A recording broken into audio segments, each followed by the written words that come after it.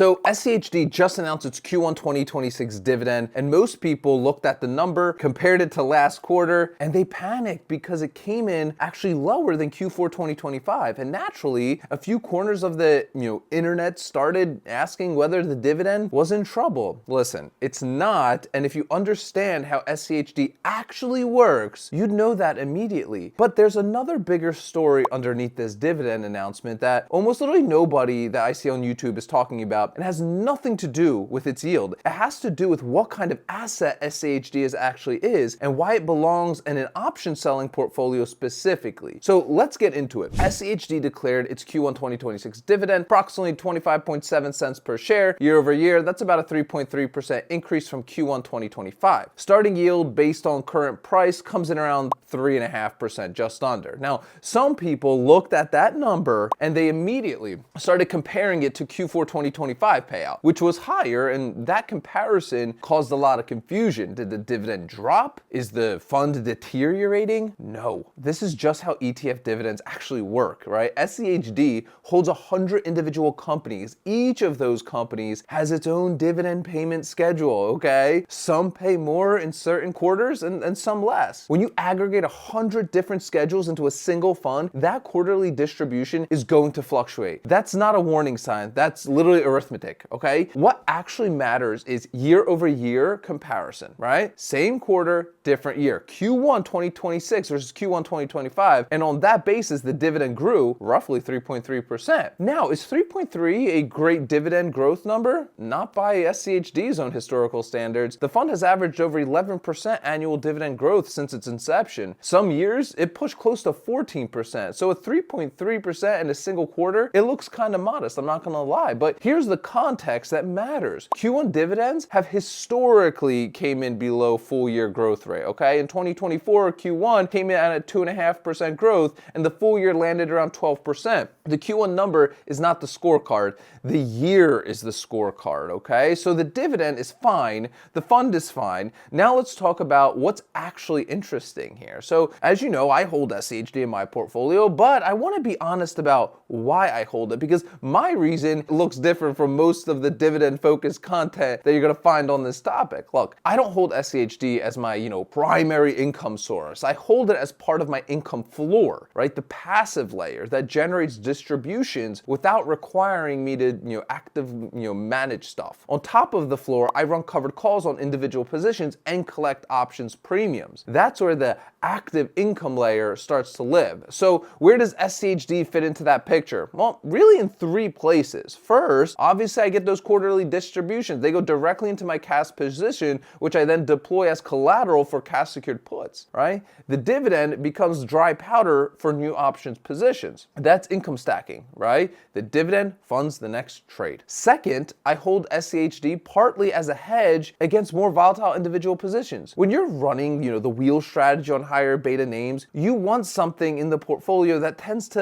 hold up when those names get choppy. SCHD has done a very great job in 2026 so far. Third, and this is the part I want to spend real time on, is SCHD has a structural characteristic that makes it exceptionally good foundation for a conservative, income-focused portfolio like mine. And it's not the yield, it's the valuation methodology. So let me give you the numbers first, right? So SCHD is up roughly under 12% so far in 2026. The S&P 500 is down 4.2% over that same period. That's a swing of nearly 16 percentage points between a dividend-focused fund and the broad market index, okay? Some people are looking at that gap and saying SCHD is having a moment. And it is, but the better question is why? Well, because the answer is gonna tell you something really important about how to position your portfolio going forward. Not just this quarter, okay? The simple answer, obviously a lot of us know this, sector rotation. As the market has repriced risks in 2026, moving away from high multiple tech and growth names, capital has started to rotate into the kinds of businesses SCHD holds. Lower valuations, consistent cash flows, real earnings, a lot less speculation. But there's a structural reason SCHD benefits from that kind of rotation, and it goes back to how the fund is actually built. Here's the thing most people miss about SCHD, okay? Yes, it's a dividend fund. But the annual reconstitution process, where the algorithm removes certain stocks and adds others, has an unintended side effect that really looks a lot like a systematic value investor.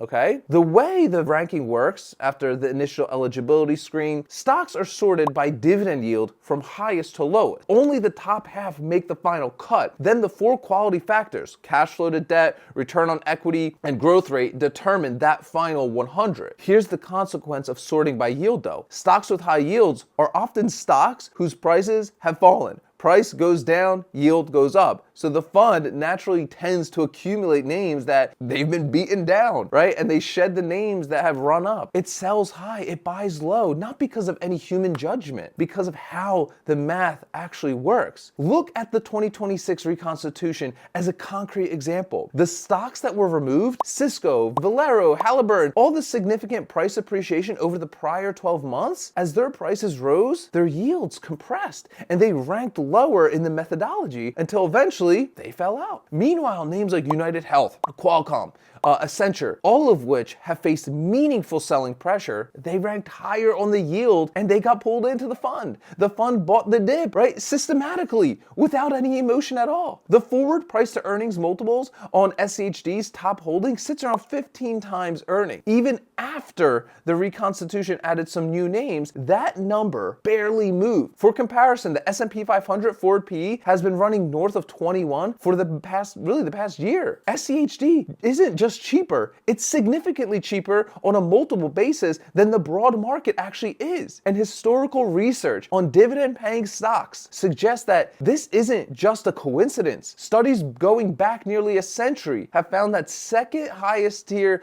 of dividend yield stocks, which is roughly the category SCHD targets, has consistently outperformed over long periods with less volatility than the overall market. Not every year, not in every environment, but over full cycles, that cohort has been durable. That's the fund you're holding when you hold SCHD. Not just a dividend machine, a systematically cheap, quality filtered portfolio that rotates dynamically without you having to lift a single finger. Now let me connect the dots back to how I actually use SCHD. When SCHD pays me a quarterly distribution, that cash, lands in our accounts, right? If you're running, a wheel strategy alongside your SCHD position, that cash immediately becomes usable collateral. You can sell a put on a stock you want, or collect premium on top of the distribution you just received. And now you have literally unlocked 2 income events from the same period of time, right? The dividend doesn't have to be the end of the income story. It can be the beginning of the next trade, right? The big picture takeaway here is about a narrative versus a structured strategy. The narrative around SCHD right now is that it's outperforming. It's on fire. Investors are excited again. And a few months ago, the narrative was the opposite. People were questioning whether dividend investing was dead or not, whether SCHD had lost its edge. Neither narrative changes the structure of the fund. The methodology hasn't changed. The quality filter hasn't changed. The systematic rebalancing process that naturally rotates towards cheaper stocks and away from the expensive ones, that's been running the same way for 15 years, all right? What changes is the sentiment. And sentiment, as we know, is what drives short-term performance gaps. When sentiment swings, towards SCHD, as it has in 2026, the fund obviously outperforms. When sentiment swings away, as it did in late 2025, it lags. If you're a long-term income builder, sentiment is mostly noise. What matters is whether the underlying businesses continue to generate cash, pay dividends, and grow those dividends over time. On the scorecard, the 2026 reconstitution actually looks constructive. It brought in names at depressed valuations with, solid fundamentals, and trimmed names that had already had a run-up. For the option seller specifically, a fund that systematically rotates into beaten down quality names is a fund that is constantly refreshing your list of potential yield candidates. Every reconstitution, in my opinion, is worth reading, not just as a fund update, but as a curated list of stocks the algorithm has literally identified as cheap relative to their dividend history. So here's how I personally think about SCHD specifically right now. I'm not chasing the 2026 performance, right? That's already happened. What I care about is whether the fund continues to serve its role in my portfolio architecture. Income floor, hedge against my more volatile positions, and a source of quarterly cash that I can recycle to new trades. On that basis, the Q1 dividend announcement doesn't change anything at all for me. The 3.3 year-over-year increase is modest, but it's early in the year still. The reconstitution brought in quality names at reasonable valuation. The structural methodology is still intact. So what I'm watching over the next 2 quarters is whether the full year dividend growth rate starts to track closer to historical averages or not. If it does, the compounding effect is meaningful on SCHD position, and it really becomes genuinely interesting, not because of any single quarter, but because of what consistent dividend growth does over a decade. The patience part of this strategy is real. It doesn't make for exciting content, but it's how the math actually works. So that's the SCHD Q1 dividend update. And more importantly, why I think the valuation angle matters more than the yield number right now. So I got 2 quick questions for you, okay, in the comments. Number 1, are you holding SCHD? And if so, are you layering covered calls on top of it or holding it straight? And number 2, how are you thinking about SCHD versus the broader market right now, right? Core position, hedge, or a little bit of both? Drop it below. I read and respond to every single comment down there. And if this framing was useful, I'd appreciate you hitting that like and subscribe button. Every day I'm putting out practical education content like this with no hype, no promises, just the mechanics of how I'm actually building income in my own portfolio. Listen, if you want to take this a little bit further, I also want to invite you to a 90-minute workshop. It'll be the first link in the description of today's video. I dive a lot more into my full strategy, which I call the Ark Options Strategy. And at the end of that presentation, I also give you a ton of free gifts, my 2 premium calculators, as well as my full trade lock template. You'll find that link as the first one in the description.